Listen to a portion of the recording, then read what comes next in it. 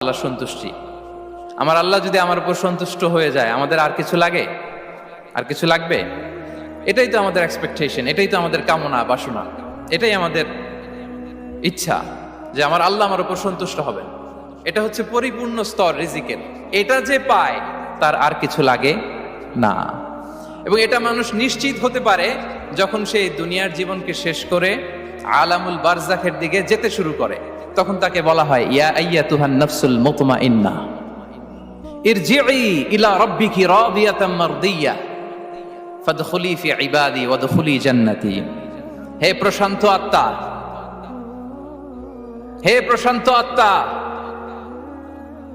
প্রবেশ করো, তোমার রবের দিকে চলে এসো, সন্তুষ্ট চিত্তে সন্তোষ ভাজন হয়ে আমার কাছে এসো, আমার জান্নাতে প্রবেশ করো। সুবহানাল্লাহি ওয়া বিহামদি। এই দুনিয়া ছেড়ে যখন আমরা যাব, তখন যদি এই